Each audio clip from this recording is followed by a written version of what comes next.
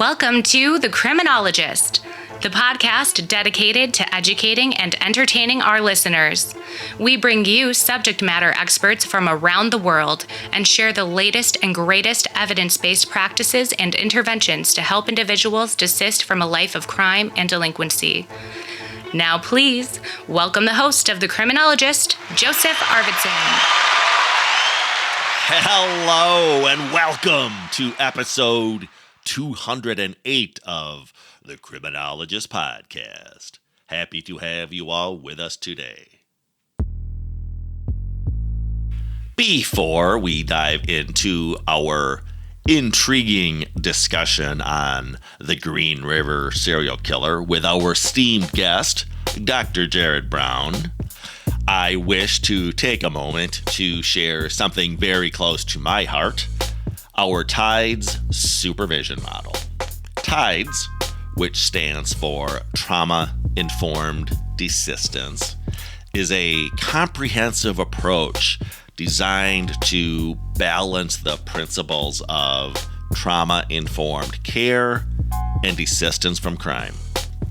Our focus is on understanding the pathways into and out of criminal behavior, providing a holistic framework that supports both professionals and the individuals they serve.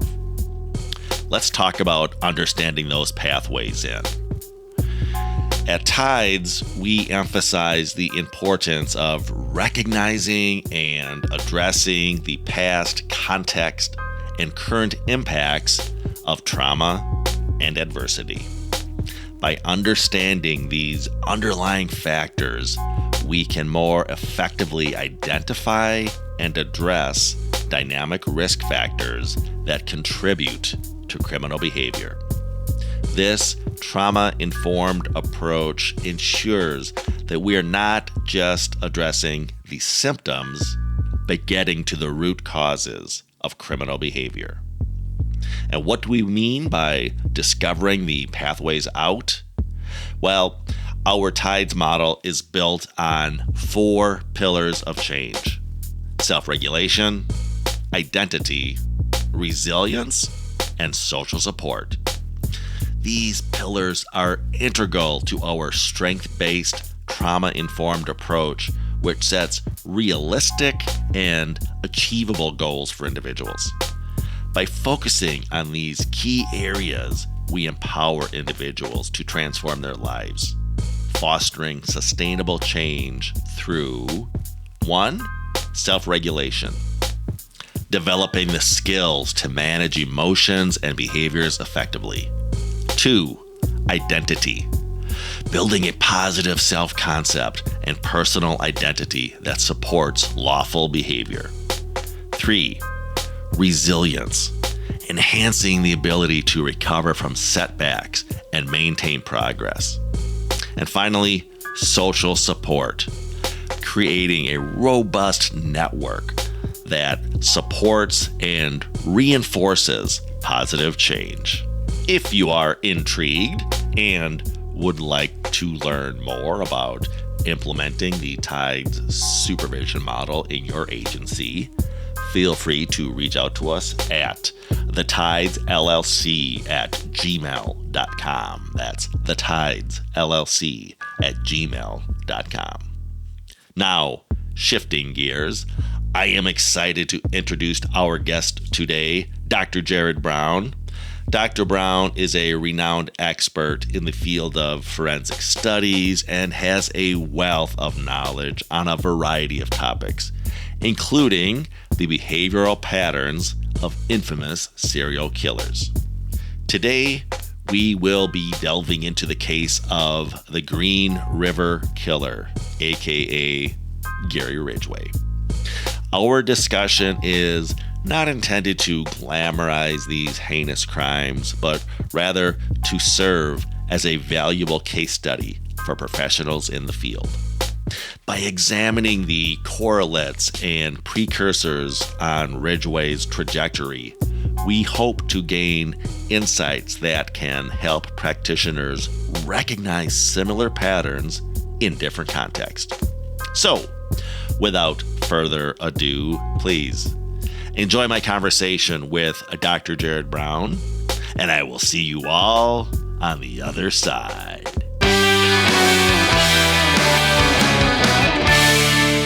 Welcome back to the show, Jerrod. Love having you on the Criminologist Podcast. Why don't we begin with a brief reintroduction of yourself to the listener, and then we will dive into this week's fascinating topic. We're going to profile another infamous serial killer, Gary Ridgway. But why don't you reintroduce yourself to the audience, Jerrod, and then we will roll up our sleeves and start chopping it up.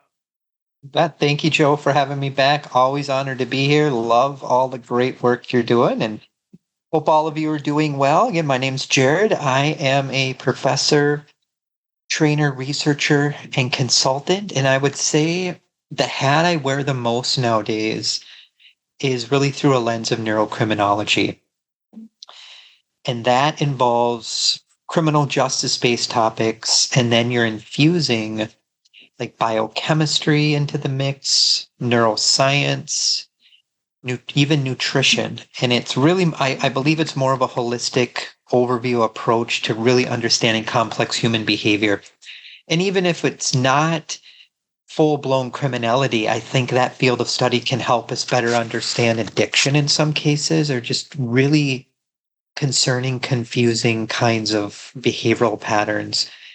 And currently, I am also working on another degree right now in applied clinical nutrition. So hopefully, if everything goes as planned, about in the next year and a half or so, I will be done with that and have all my supervision hours in, and hopefully become a licensed nutritionist. And if you've heard me talk on Joe's podcast, you know I'm talking more and more about dietary factors, inflammation, the gut, because I do believe those really pair nicely with neurocriminology research.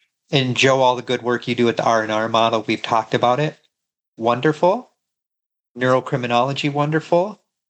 If you bridge those two together, excellent. You cannot go wrong there. I think it's just more of a well-rounded, holistic approach, looking at neuroscience, biological, social, family, genetic, prenatal, all of those factors, because every human being you encounter is so different. We're wired differently. We all have different genetics, different biochemistry. Why wouldn't we want to have a more holistic approach to understanding the clients? Because if we can, then we can develop a goal plan, intervention plan, prevention plans to help us help these individuals hopefully stay clear of the criminal justice system, help society be safer. And that's one of the reasons why we've been doing these podcast profiles on these serial killers, not to, again, sensationalize their crimes, but to reverse engineer again, look at the life histories and even what was going on if we have that data available before they were born, to help us better understand, and then take these themes and hopefully apply it to the good work all of you are currently doing to just be more mindful of the role of trauma, be more mindful of the role of prenatal factors and head trauma and all kinds of different variables. You said something just then that caught my attention when you were speaking of why we do what we do, and you were distinguishing between criminality and behavior patterns. But I think that's a great reminder. Regular listeners of the Criminologist Podcast know that I'm always trying to tear down sort of these us versus them binary way of sometimes how we view the populations we supervise, sort of the otherism. And when you said that, looking at criminality and behavior patterns, there's sort of that fine line.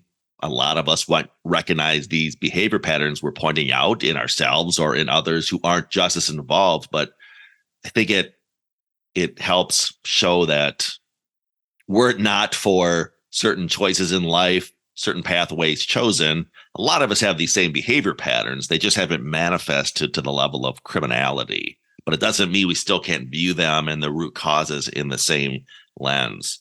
And speaking of which, I know one of the lenses that you bring to the table, Jerrod, is that of neurocriminology.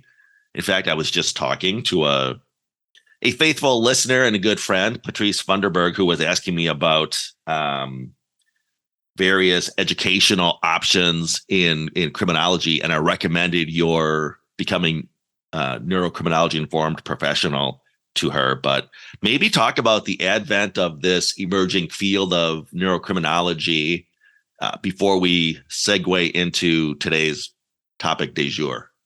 Absolutely. So again, neurocriminology, neuroscience, behavioral genetics, prenatal factors, nutrition, hormones, all of these things converging to help us better understand, treat, diagnose criminality.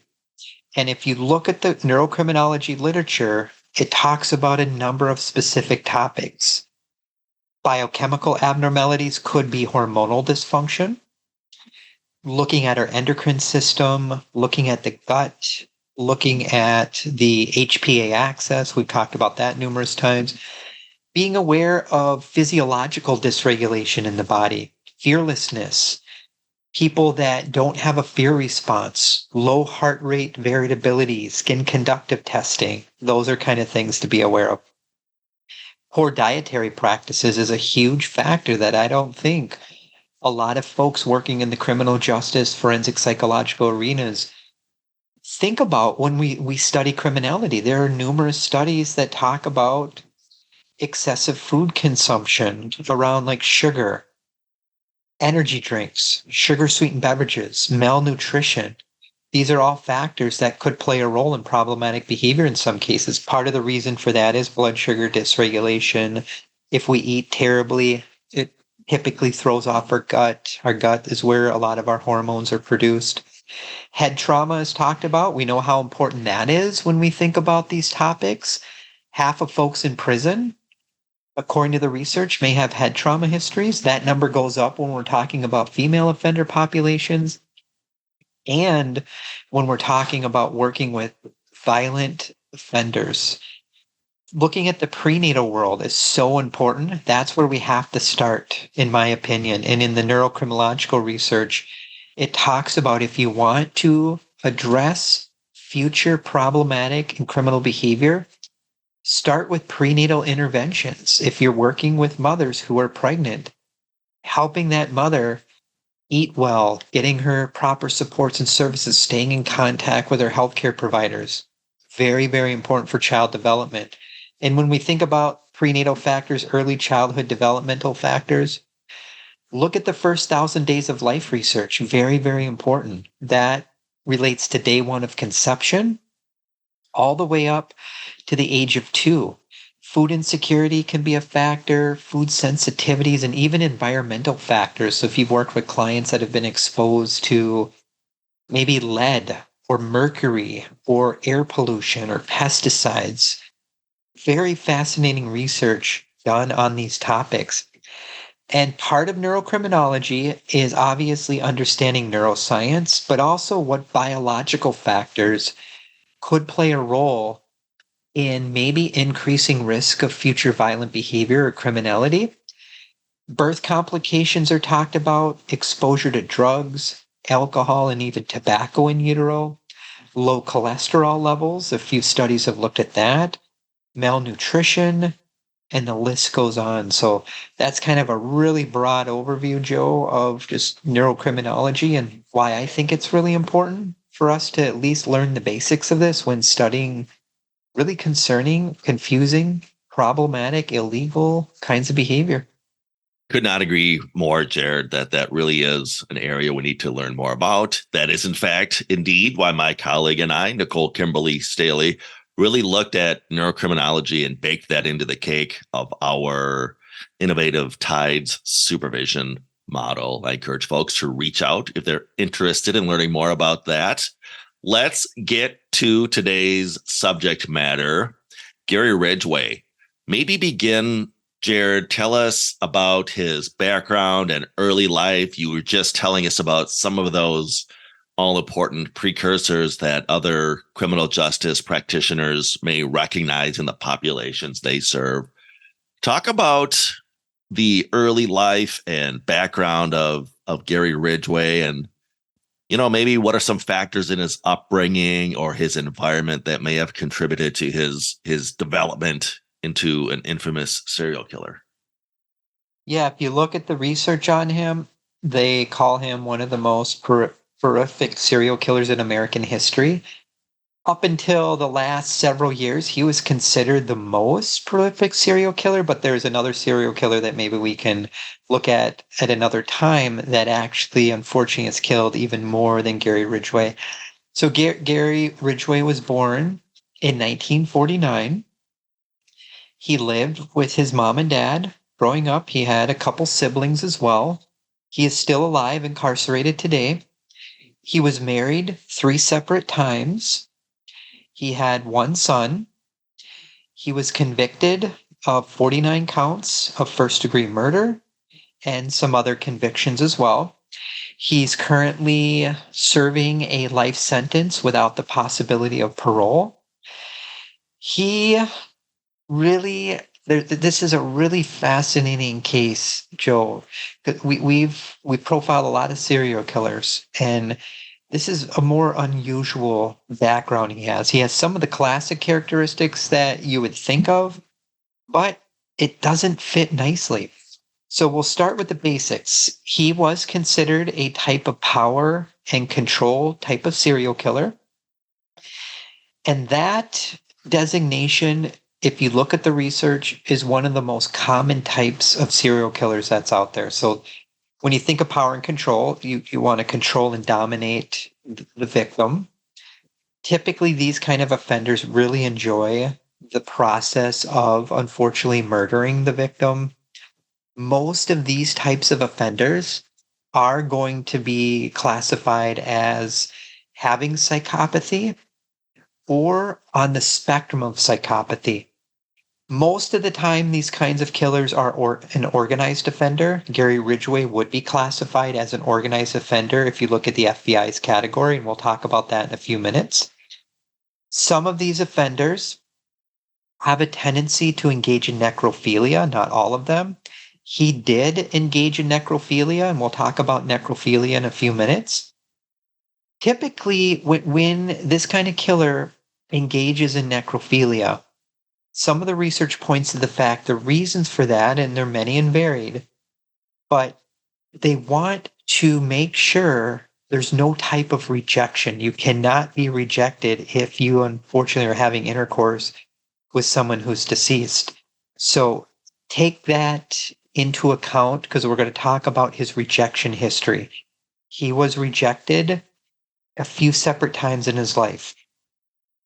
If you look at the various typologies out there about serial killers in general, there's a lot of them out there, but I would direct your audience to pay particular attention to Fox and Levin's work around this. They talked about 5 different serial killer typologies. The power killer, which is what we're talking about mainly today. There's a revenge type of killer. There's a loyalty killer. There's a profit killer and a terror killer. There's a lot of different subtypes out there, but today we're mainly going to be talking about the power and control type of killer. Some research, Joe, on Gary Ridgway indicates he might be a mission-orientated kind of killer as well. So these typologies, they're different by different authors. They don't all fit nicely with every particular individual. But if your audience has never heard of what a mission-orientated killer is, these are types of killers that, again, are typically going to be organized. They're more planful in their crimes. They're usually, in their mind, thinking they're doing the world a favor by getting rid of a certain kind of group of people. Gary Ridgway primarily targeted sex workers. So in his mind, in some cases, he was thinking maybe he was helping the world, and he was justifying his actions by killing some of these sex workers. And we'll talk, and actually just a quick plug right now, Joe, if we want, but I believe our next episode is going to be on Eileen Wuornos, where we're going to be profiling her. She was another type of mission-oriented killer that we'll go a lot deeper in the weeds on. Joe, I'll park the brakes there, see what you think. Any thoughts before I kind of just maybe talk about the organized versus disorganized offender? No, I'm fascinated to hear more about this case. Tell us about that, Jerrod, and then I want to circle back to, we were talking about the role of trauma and abuse. I'm going to circle back to that, but put a bow on that background, and then we'll get to the trauma stuff. Yeah, so if any of you have studied serial killers, looked at the FBI's behavioral science unit and the work that came out of there, organized versus disorganized offenders. So we recently profiled the Night Stalker. He was a disorganized offender. Gary Ridgway was an organized offender. So when we think about organized offenders, their offenses are more planned. They're not erratic in the moment. You're usually thinking more about it. You're strategizing. You're making sure you're doing everything in your power to not get caught by law enforcement. Typically, an organized offender is going to be targeting victims that are unknown to the perpetrator. Usually, they are more planful in terms of where they're going to, unfortunately, dump the body. They're going to be more planful in trying to hide the body. So they're just trying to not get caught, obviously. Now, there are some situations, like when we profiled Ted Bundy a while back. He started out as an organized offender. Over time, he became more erratic, he was using alcohol. He moved in the direction of becoming a disorganized offender. So just want your audience to know, just because someone starts out as an organized offender doesn't mean they always end up that way. So it can change over time. But by all accounts, Gary Ridgway stayed an organized offender throughout the entire process. So I know we briefly talked about his victim type, but the majority of the victims he targeted were prostitutes, sex workers. A lot of these victims came from really difficult backgrounds. Some were runaways, some were in group homes, not all of them. If you want to learn more about kind of the location where this took place, I would direct your audience to Google the SeaTac Strip. That is a location where he targeted most of his victims, and he typically would dispose of his victims near or around the Green River. So that's why he's called the Green River Killer. And another thing I would just direct your audience to, I wish we had a couple hours today to get into the weeds with all of these things, but look at geographical profiling, concentrated geographical kinds of maps where serial killers typically target their victims. Geographic profiling might be something of interest to your audience if they really want to get deeper in the weeds in terms of learning about, unfortunately, the hunting grounds for some serial killers and why they may concentrate in a certain location. Joe, I'll stop there, see what you think on that. Let me ask you this, Jerrod. Was there any evidence of trauma or abuse in Ridgway's past that may have played a role in his criminal behavior? And how significant is that impact of early trauma in shaping, the path towards such extreme violence as we saw in Ridgway's case? Like most of these individuals we profiled, yes, trauma was present in his history. A big chunk of the trauma came from his very domineering mother. Now, it's always difficult to know how accurate all of these things are, but for the most part, most of the literature, the documentaries, the books, the articles that have been written about his history, his mother was very domineering. She was abusive to his father as well. There was an instance, supposedly, where his mother got so mad at his father in front of the other children, she broke a plate over his head. His dad was classified as being very passive. Why do I point that out? Because we don't know this with certainty at all, and there's not any evidence that is documented that I can find. But if his mother broke a plate over his father's head in front of the children at one point. Did she ever hit the kids in the head? Is there any history of head trauma? Many of the serial killers we profile, there is a documented history of head trauma. In this case, I am not aware that there's a documented history of head trauma, but we have to always be suspicious, especially if you're working a case and that child has had a lot of abuse growing up. We always need to not only rule out physical or emotional kind psychological trauma, but what about physical trauma to the head or body? That is very, very important to take into account. And by no means am I saying head trauma equals criminality. Most people that have had head trauma histories don't commit crimes, or the majority never ever grow up and do the things he did.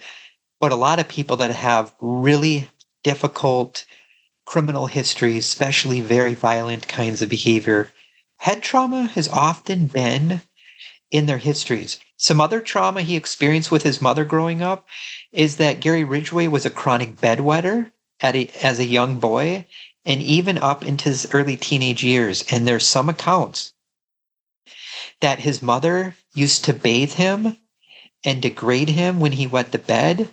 And during some of these instances, when she bathed him, she would say inappropriate things to him while cleaning his genitals as a young teenager. So we have some very inappropriate comments being made, some degrading behaviors by mom, very cold behaviors in some cases. There's plenty of accounts. If you look at this literature, there was some inappropriate closeness between her and Gary Ridgway. And Gary admitted in some of the transcripts, if you look deep in the weeds on this case, that as a result of some of this unusual or problematic kinds of behavior that his mother did to him early on, he started to fantasize about his mother. And this is really interesting, where he had some fantasies about his mother sexually, but at the same time, he had violent fantasies about hurting his mother as well. So he infused those two together, which is a very dangerous combination. So definitely a factor to take into account. His mom would humiliate him at times because of bedwetting in front of his other family members, and then sometimes in front of other people. And if you look at the humiliation literature, if we have time to talk about that, we can. But if you have clients that have been repeatedly humiliated, that is a type of trauma. So a couple questions your audience might want to consider if you want to start screening for humiliation. Dig into the weeds with family humiliation, cyber humiliation. Has there any humiliation been going on online? Has this person been humiliated on the job or at school or in public? It is a type of trauma. Over time, chronic humiliation can grow. It can cause shame. It can cause the person to have more sleep issues, more trust issues, more self-esteem, learned helplessness. So very important to consider humiliation as a factor as well in the cases maybe some of you guys are working on. Joe, before I move into unstable emotional attachments, which is another kind of trauma, any thoughts on that from his mother's angle? I just made a note to myself to go down the chronic humiliation rabbit hole as a form of trauma, Jerrod. That's fascinating. But yeah, please proceed. Plenty of literature on this in the serial killer world, and specific to Gary Ridgway, that he had unstable emotional attachments, particularly to his mother. And we've profiled Ted Bundy, John Wayne Gacy, Ed Kemper, Ed Gein. All of these serial killers had unstable early emotional attachment problems. And most of the time, it came from within that dysfunctional family system. So if you're working with clients right now, folks, look through an attachment lens, look through a trauma lens. Very, very important. But it's also important to be aware that it's not just what happened after birth. Was there any kind of in utero trauma or attachment wounds or injuries? In this particular case, I can't find any mention of what happened in utero. But if we had that data, that would be very helpful in helping better understand and piecing together this complex puzzle. So for this case, we don't know what happened in utero, what was going on with his mother during pregnancy.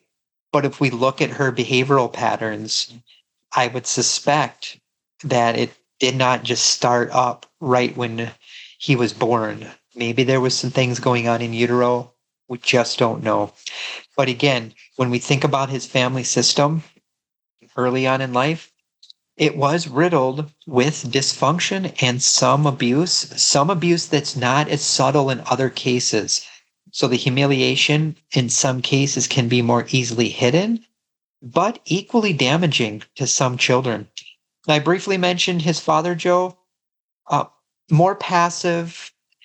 There is some accounts that his dad was a bus driver at one point, and they lived in the area near that SeaTac strip, and his father had extreme dislike toward prostitutes. So he would drive around and say inappropriate things and then share that information with Gary growing up. There's some accounts too that his father might have worked at one point or another, maybe on a part-time basis, I am not sure on that, at a mortuary. And he would come home at various times too, talking openly with Gary about one of his coworkers engaging in sex with some of the corpses. So very inappropriate talk. So Gary not only had dysfunction with his mother, maybe his father per se did not physically or emotionally abuse him, but what impact did this have on Gary by hearing his father talk about prostitutes in a negative light repeatedly and hearing stories about maybe there was some inappropriate sexual relations with corpses at Gary Ridgway's father's work. So he started to infuse all of this dysfunction. And I think over time, these factors absolutely played a role in his later life problematic behaviors. Early on in life, Joe, I don't know if you knew this or not, Gary Ridgway did start demonstrating early signs of conduct disorder. Now, he wasn't ever officially diagnosed with any kinds of disorders, but there is accounts that he engaged in animal abuse, fire setting, bedwetting, and when you have those three going on, I'll ask you, Joe, what would that be classified as? Pop quiz. I'm hearing the infamous trifecta here, Dr. Brown. The McDonald triad, yes. So technically, Gary Ridgway had the McDonald triad, but I want to just caution your audience. The McDonald triad by no means someone's going to grow up to be a serial killer, even though a lot of people think that. The McDonald triad was coined by John McDonald in 1963. Sometimes in the literature, it's referred to as the homicidal triad. So basically what that triad is fire-setting behavior at a young age, animal cruelty, and bedwetting. So what the research has found about this triad, that, again, it's not a good indication for future serial killers, even though a lot of people think. But if you are working with someone early on in life or at any point and they're engaging in fire-setting, animal cruelty, huge red flag indicators for problematic behavior. Now, bedwetting is not as robust in the literature that's going to indicate there's going to be problems later on in life, because bedwetting could be caused by a variety of things, including medical health issues. But the two of the three aspects of this triad are pretty good indicators that maybe this person will grow up and have some more problems. I'm not saying serial killing, but fire setting, animal cruelty, huge red flag indicators, early intervention's key. I've consulted on a lot of fire setting cases with youth over the years. Most of the time, I do want to caution too that a lot of youth may set fires, but there's not an intent to hurt people. A lot of times it's curiosity based, so we do need to take that into account as well. And if you look at this triad, the research has found it's important to study temperament. Is there any disinhibition going on? So impulse control problems, Is there any patterns of fearlessness where that person doesn't have a fear response, where like traditional kinds of punishment don't really rattle that person to get them to stop? And then what is that client's overall coping strategies like? Do they have very poor coping strategies?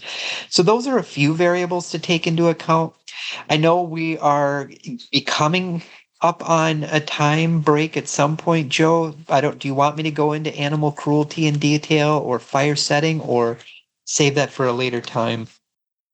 Why don't we save that for a later time, Jerrod? I know you've alluded to some of Ridgway's behavioral patterns, but are there any notable patterns or rituals in Ridgway's behavior that stand out to you? And do those patterns, how do they compare to those of other infamous serial killers, which we may or may not have profiled on this program? Yeah, we have the pattern of trauma, attachment, poor parental modeling. One thing I didn't talk about yet, and it's not with every serial killer case, but Gary Ridgway had a tough go at it in school. And there's some accounts that he had maybe a learning disability. There's some accounts that he had a lower IQ in the 80s. Now that is controversial. The question will come up, well, if he had a lower kind of IQ in the 80s, how in the world was he so planful with these crimes? And how did he get away with these crimes for such a long time? How did he hold the same job for almost 30 years? That's a tricky one to answer. And the only thing I can say is, was that accurate? Did he actually have a low IQ?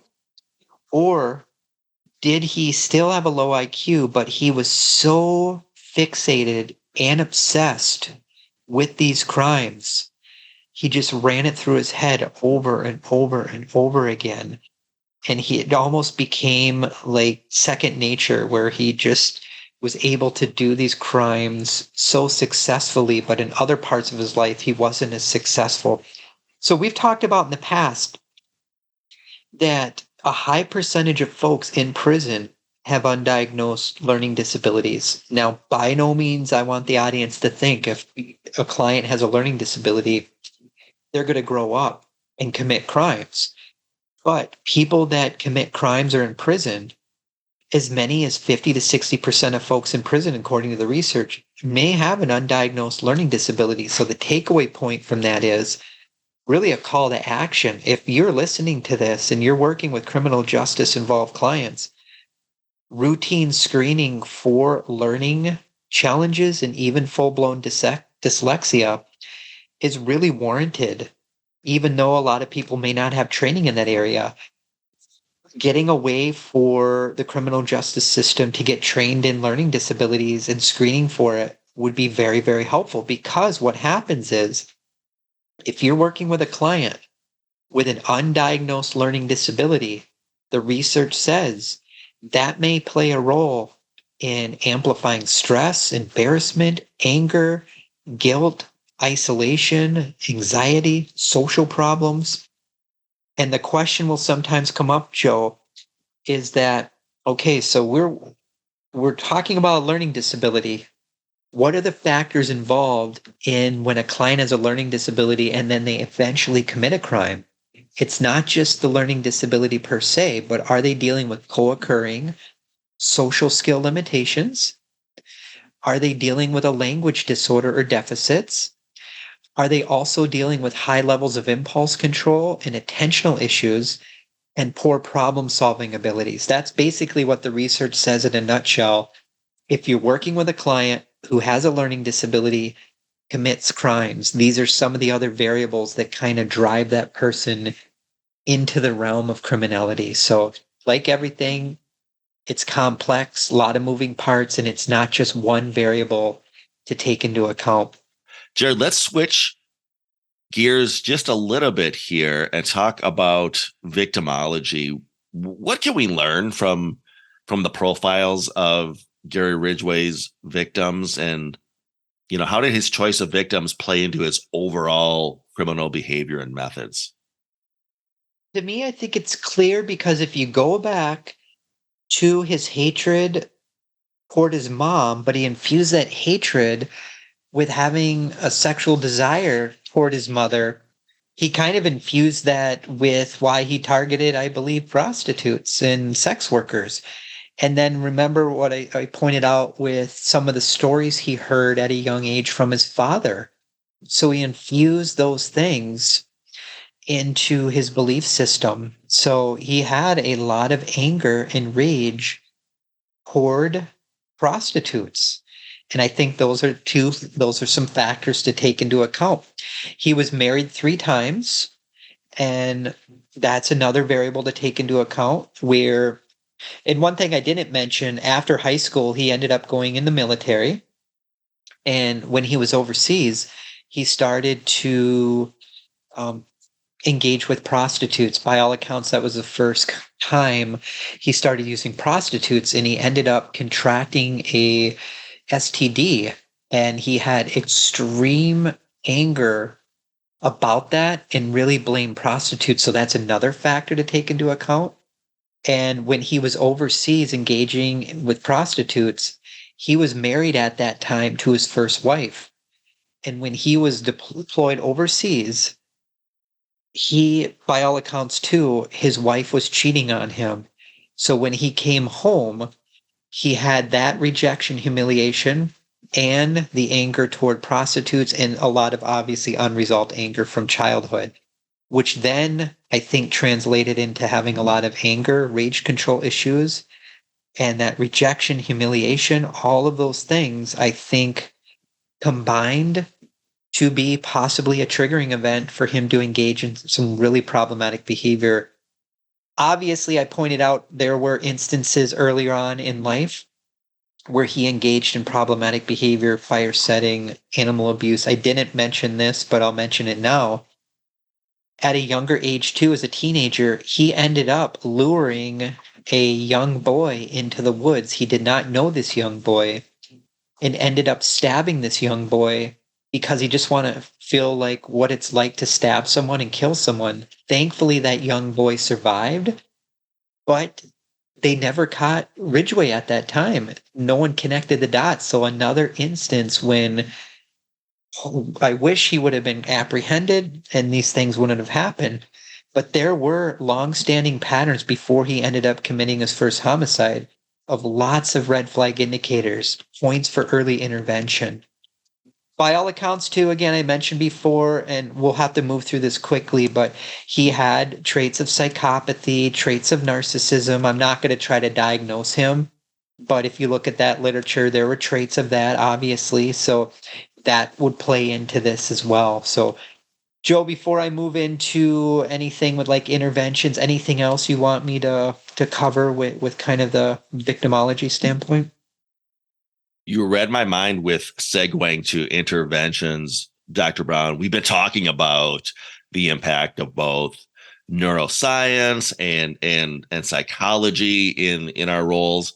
How can those advancements in, as I said, neuroscience and psychology help us understand and prevent the development of individuals like Ridgway? And like you said, are there strategies or interventions out there for the practitioner that can help them perhaps identify and intervene with potential cases, before they escalate to such extreme violence as was the case with Ridgway? Well, in this case, again, we don't know what was going on during the pregnancy in utero, but if you're working on any case, you have that opportunity to support the pregnancy and support prenatal health. Got to start there.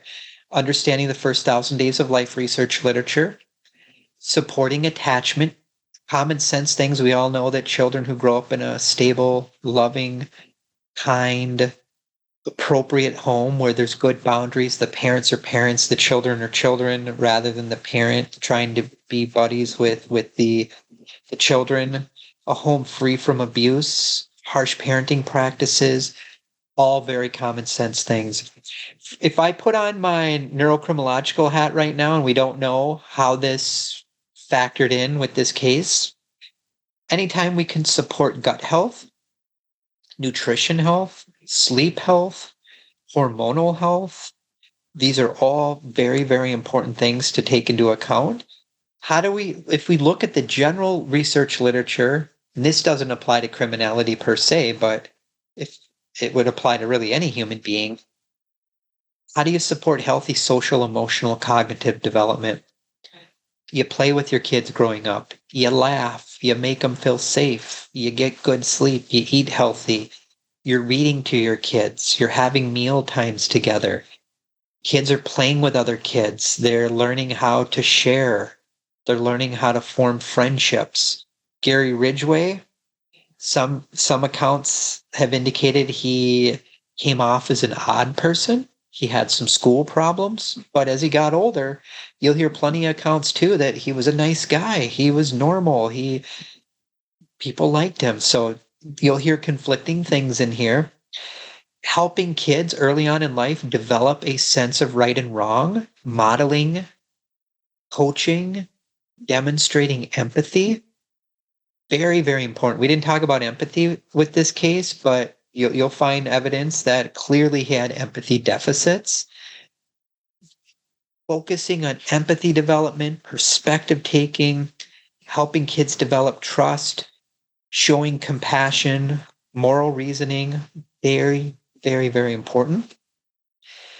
From a self-regulation lens, if we put on our neuroscience hat right now, teaching kids how to have good self-control, and how do you do that early on? Having parents with good self-control who are not going to fly off the handle and lose their cool and engage in really harsh kinds of parenting practices. Teaching kids at an appropriate age what is just healthy communication as that child gets older. Intimacy, healthy sexuality, healthy boundaries, all of these things. Clearly, what his mother did and what she said to him, very confusing for any child. A mother who did the things she did, he probably had a lot of confusion. Core boundary issues. It absolutely impacted his sense of what is healthy, appropriate sexuality. Another thing, and I know we're running low on time, but I would encourage your audience to learn about the literature pertaining to joint attention, mind-mindedness, parental responsivity, and mentalization. These are all things in the early attachment literature that have a lot to do with just parents engaging in appropriate parenting practices, showing parental warmth, kindness, nurturance, stability, having a parent who's predictable and dependable. With this particular case, we have some instances where there's a lot of unpredictability. Any parent that slams a plate over the other parent's head in front of kids, that's not good. We all know it. I mean, that's a sign of obviously a lot of dysfunction within that family household. They interviewed neighbors after the fact who lived by Ridgway and the parents. There are people that indicated they heard lots of yelling going on and things like that. So these are all things we know are not good for any child growing up. And in this case, clearly it played a role. It's not the only role that it played in his future behaviors, but definitely it laid the foundation for some fractured attachment patterns, I believe. Before I do a brief life recap and just point out all the moving parts, Joe, any final thoughts, comments? In your summation just now, Jerrod, you got me thinking about a conversation that I actually had with a colleague yesterday about all of the unintended consequences of the lockdowns, and in particular, sending a nation of school children home for 3 years, as you were, as I said, describing healthy play, lack of attachment, pro-social modeling, all the sort of things that we all learned as school children, but that we deprived of a arguably generation of kids when we sent them home for 3 years to learn on their tablets or to learn on a PC. And we didn't realize the impact that a lot of these other deprivations are going to have on a generation of kids. Yeah, let's put a bow on this. This has been fascinating, Jerrod. Let's hear some closing thoughts, and then I'm going to ask you to, I'm going to leave some valuable links in the episode description as well about some of the amazing work you're doing at both Concordia and with APHIS. You bet. So we covered, I would say, the main variables about his life. We didn't have time to cover them all, but what do we know? What do we learn today? What are the things that stick out? Unstable emotional attachments. We talked about mom and dad. We didn't get into the weeds at all on this with bullying and teasing, but there's some accounts he was bullied in school. Makes sense, and I didn't say this, but I'll say it now. It sounds like he didn't graduate high school to the age of 20. He was held back for 2 separate years. So there's some bullying and teasing in school. And there was some mention in this literature that he was bullied and teased on the job. Remember, he worked at the same job for 30 years. So it's not a takeaway point is, look, bullying and teasing is another form of trauma. And it doesn't matter if it's a child or adult. Both can be teased, and it's not just at school. You can be teased at home. You can be teased at work. There's a case I consulted on. It was an adult. He was teased at college, and that still had an impact on him. So bullying and teasing, very important to be aware of. Academic performance issues, another very important variable to consider with your cases, very important area to target with intervention. He was a slow learner. He had some relationship challenges. He was married 3 times. Some accounts described him as being a bit odd. He was without a doubt a pathological liar. Of course, you would have to be if you committed this many homicides over the extended period of time he did. He had narcissistic tendencies. I'm not going to say he had full-blown narcissism, but there were tendencies there. It doesn't fit perfectly into the diagnostic criteria you'll find in the DSM-5. Empathy deficits, psychopathic traits. He clearly had psychosexual deviancy at an early age, early signs of conduct problems, some rage control issues. He was a mission-orientated murderer. We talked about that. He was an organized offender. He did engage in necrophilia. He had a rejection and humiliation history. We talked about the lower IQ. Difficult to know, but documented history, lower IQ in the 80s. Insecure attachment patterns, really problematic relationship with his mom. He had no lifelong friends. What role did that play? He was in the military for a period of time. He had an extremely high sex drive. What does that tell us? If I put on my neurocriminological hat, in an ideal world, what was his testosterone levels like? There's some research in the neurocriminological literature that talks about high testosterone levels. Bedwetting, animal abuse, fire setting, so the McDonald triad. So these were some of the big variables of his life. There's a lot we don't know, a lot of unanswered questions. 2 big unanswered questions I have that I would ask, and I wish we knew the answer. Again, was there anything problematic going on during pregnancy in utero? Did he have any head trauma? Don't know, but that would be important to know. So that's kind of the brief recap of his life, Joe. Again, we could spend a few more hours digging into this, but hopefully that gives your audience enough to kind of think about with this case. And that's what it's all about, Jerrod. Just getting them thinking about some things and how they might apply to their current vocation, which I'm hoping we did today. Jerrod, I'm looking forward to our next conversation when we unpack the fascinating case of Eileen Wuornos, infamous serial killer down in Florida. Dr. Jerrod Brown of Concordia University, right here in St. Paul, Minnesota. Jerrod is also the Chief Executive Officer of the American Institute for the Advancement of Forensic Studies, an amazing resource. I will leave some great links of your work at both of those institutions in the episode description of this podcast. Jerrod, my friend, until next time, be well. You too. Thank you so much, Joe. Have a good weekend. All right. We'll see you next time, Jerrod. Thank you so much for joining us on this insightful episode of the Criminologist Podcast. Today, we delved deep into the case of the Green River serial killer, Gary Ridgway, with our esteemed guest, Dr. Jerrod Brown. Our aim was not to sensationalize Ridgway's horrific crimes, but to use his profile as a powerful case study. By understanding the precursors and pathways that led to his criminal trajectory, we hope to equip practitioners with the knowledge to recognize these same variables in their own clients. It is crucial to remember that while our clients are not on a path to becoming serial killers, the underlying factors can still be present in varying degrees.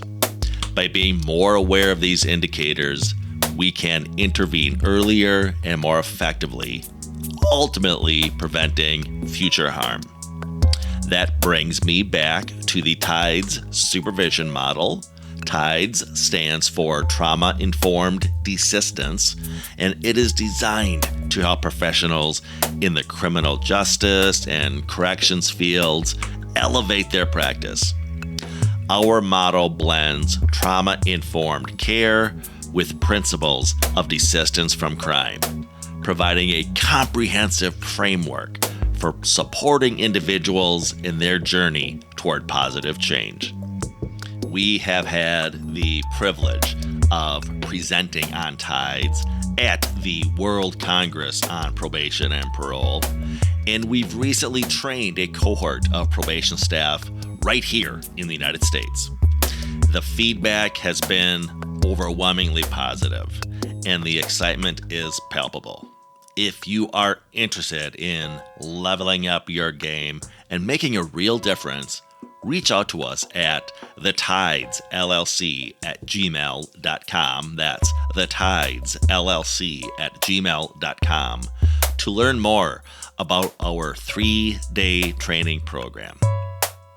We will be back next time with a fresh episode, but in the meantime, you can contact the show or reach out to us through our website, theparagongroup.llc.com. If you have questions or comments about the podcast, feel free to contact the show at thecriminologist podcast at gmail.com. That's thecriminologist podcast at gmail.com. Remember to follow us on our Facebook and Instagram pages at The Criminologist Podcast. New fun images are being added all the time to those feeds. You don't want to miss out. We're also on X. Give us a follow at Crim Media Group. That's CRIM Media Group. Lastly, if you've not already done so, check out and subscribe to our YouTube channel, The Criminologist, for additional content related to the themes of this podcast. And if you believe in what we're doing on the show, if you want to be part of the movement, please spread the word. Tell a friend or a coworker or a colleague about us. Ask them to subscribe to the podcast. And of course, do so yourself if you've not already done so. And always remember, folks, there's no them, there's only us. He had unstable emotional attachments, particularly to his mother. And we've profiled Ted Bundy, John Wayne Gacy, Ed Kemper, Ed Gein. All of these serial killers had unstable early emotional attachment problems. The Criminologist Podcast is a production of the Paragon Group, LLC. For speaking engagements, interviews, program design, or training opportunities, please visit us at theparagongroup.llc.com. If you enjoyed the show, you can find more content and videos on our YouTube channel, The Criminologist. Don't forget to like and subscribe. Both the Criminologist Podcast and the Criminologist channel are brought to you by the Criminologist Media Group. Be sure to give us a 5-star review, and thanks for listening.